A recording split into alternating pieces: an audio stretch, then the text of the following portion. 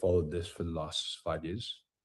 And at every turn when the Hong Kong government could have done the right thing, they decided not to.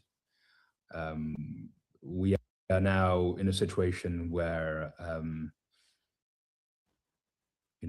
it took decades and decades to build up the Hong Kong legal system to what it was, the respect that it had internationally, and within 5 years, this government essentially managed to destroy it.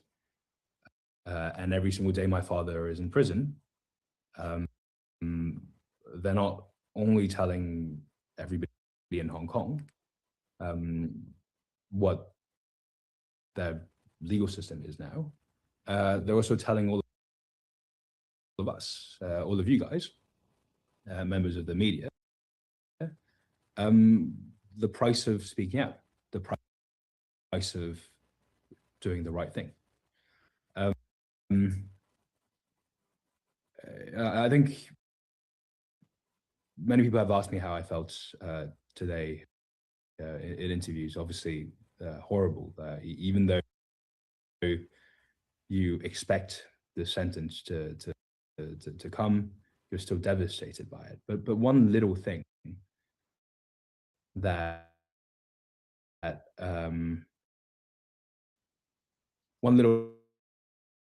given me sort of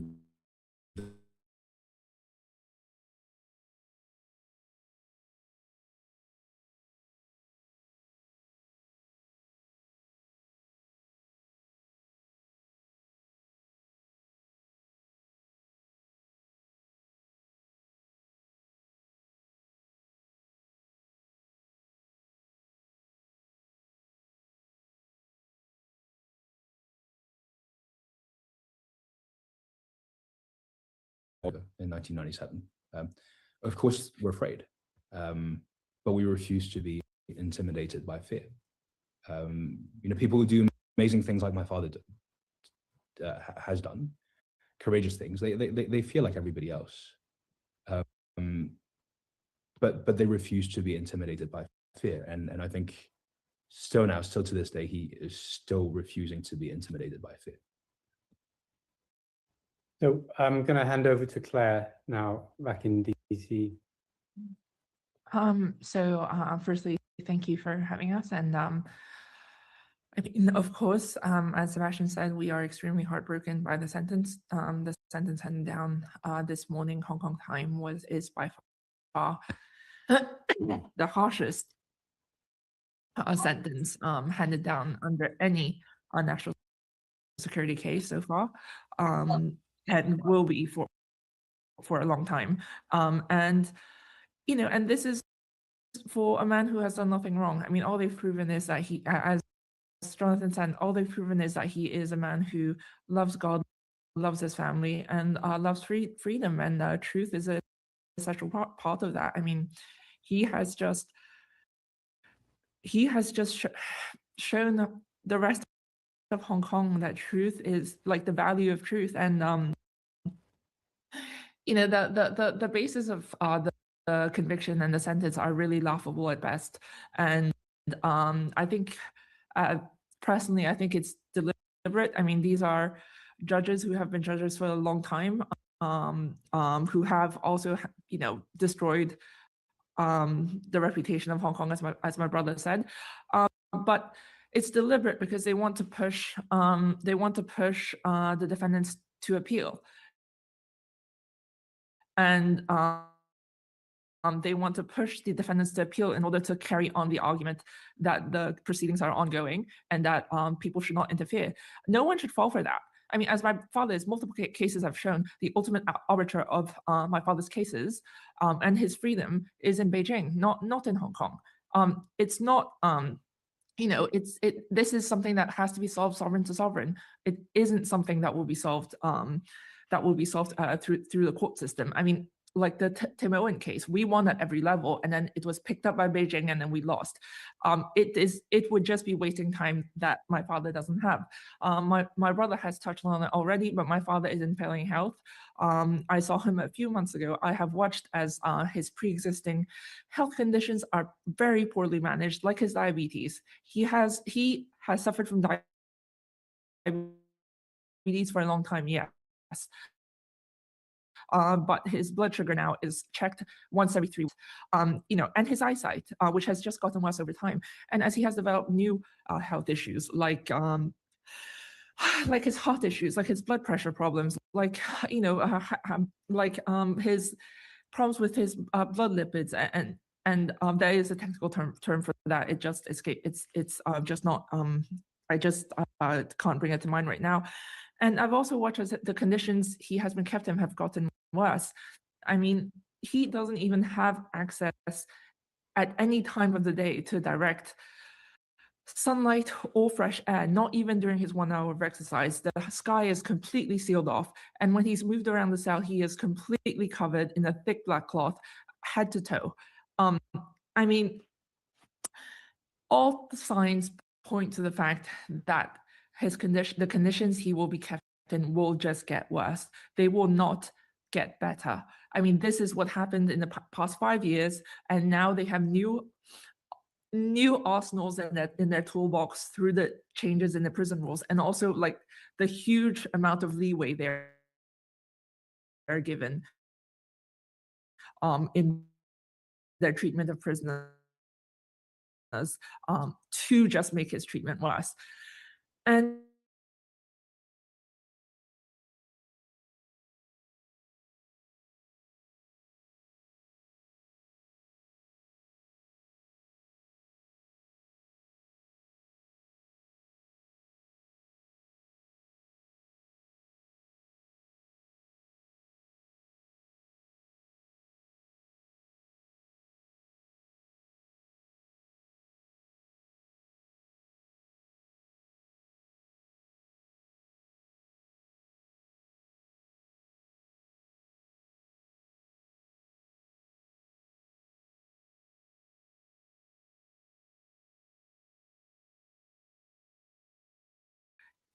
I mean, it's or reading or reading together or so on. And I hope China sees the wisdom in doing the just and humanitarian thing and releasing my father as soon as possible. Thank you. Thank you very much. Thank you, Claire, Sebastian, Jonathan. Everyone will now begin the Q&A. Please use the raise hand function in the chat, and we will call on you individually. Let's start with Franny Black, the Free Press. Hi, Claire and Sebastian. Thank you so much for doing this press conference and giving us an update on your father's condition. Obviously, Donald Trump is set to visit Xi Jinping in April, and I'm curious if you all know whether or not your father's case is going to be on the agenda for that meeting, and if so, is there hope that that could make a difference? Should I start with the answer? Yeah. No. So obviously we have no idea about the agenda.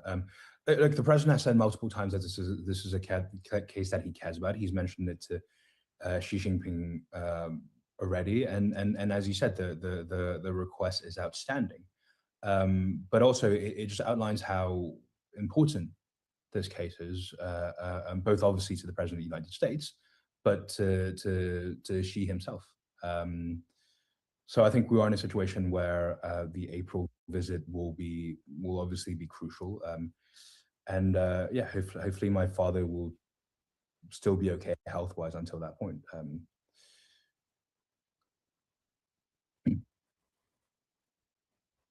Yeah, I mean, just to echo what Sebastian has said, I mean, we are extremely grateful to President Trump and his administration. I mean, they have a proven track record of freeing the unjustly detained, and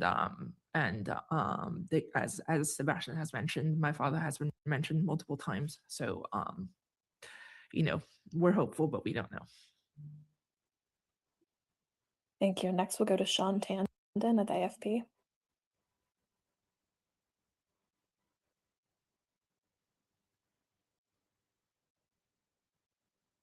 Sorry, unmuted myself.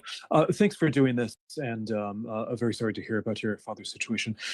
Sebastian, at the beginning, you mentioned a bit your father's reaction today, the stoicism, but a smile. I know these are little tidbits that you've heard.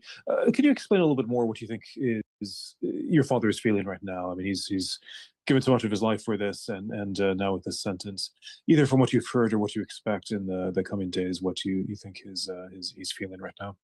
Yeah, many people have asked me whether whether I think he regrets this, and or whether I would have asked him to leave all those years ago. But then I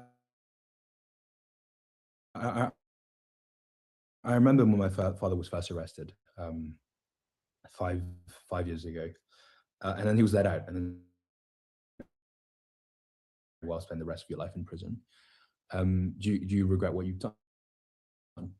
Uh, and he says, when they gave you this thin little blanket, so I couldn't sleep, and so I had the whole night to look back on the last 30 years, looking back, I realized I wouldn't have changed a damn thing. I think that was his reaction then, and I think that is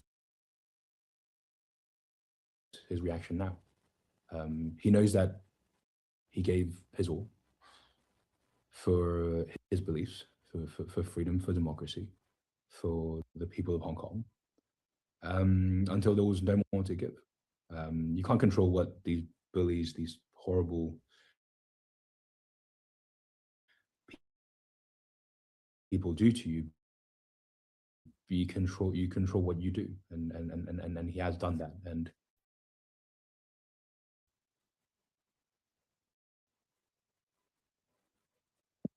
Thank you. Thank you, Sean. Next, we'll go to Dee Dee Tang at the Associated Press. Okay, good morning. Sorry to hear what has happened. But following up on what the speaker comment said, the speaker comment said, the speaker has authorities to consider humanitarian parole. So I want to get your thoughts, like the way to secure your father's release. sorry, the feed's quite bad. I didn't hear the first one. I didn't hear any part.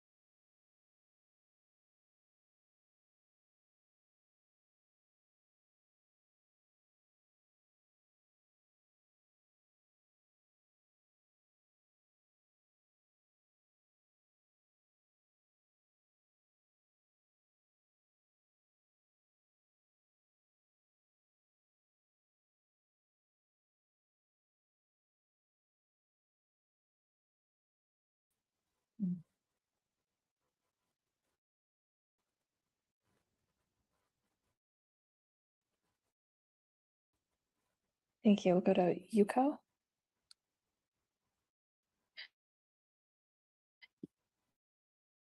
Hi, Sebastian and Claire. Thank you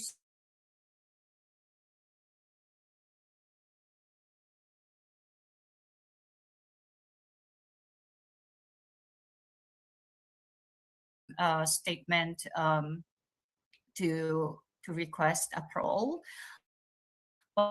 But do you think that you are getting enough support from the international community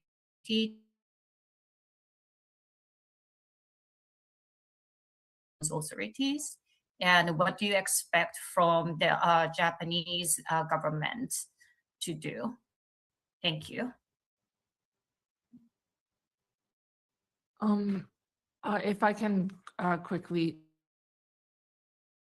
has been supportive. I mean, they were part of the G7 statement, and I've had, I mean, we are getting a huge amount of international support from the issue that has to be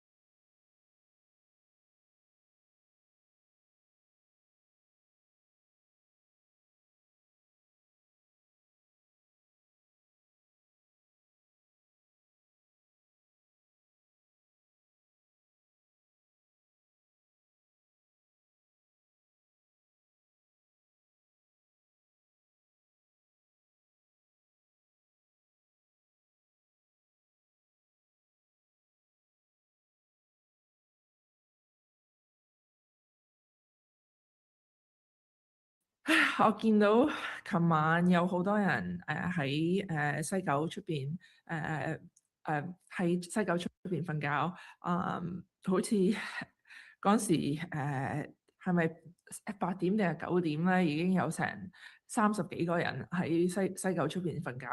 好多謝大家嘅支持，亦都好多謝大家有啲係我同我哥哥嘅訪問都會翻譯做中文。同埋即係蘋果日報25年做咗一個好難嘅任務，都係因為有香港人嘅支持，所以真係多謝大家。係咯，I can Helen, I can do a video for you later on and yeah, thank you. Sorry, I mean, just to add to in terms of discussing sentencing, no, look, it's not something that Dad's ever discussed with us growing up. Obviously, we always knew that he was doing the right thing, even as children, and we always kind of knew back of our mind that this was a possibility, but that it's a man who's doing what's right, and I think it's as simple as that. And you don't really need to, if you're doing what's right, you don't really have to explain to your kids why you're doing what you're doing. And the consequences were understood, and we're obviously very proud of it. Thank you everyone for joining. If you have any follow-up questions, please feel free to reach out to the email from which you received this invitation. Thank you. Yeah, thank you very much, guys. Thank you. Thank you for tuning in.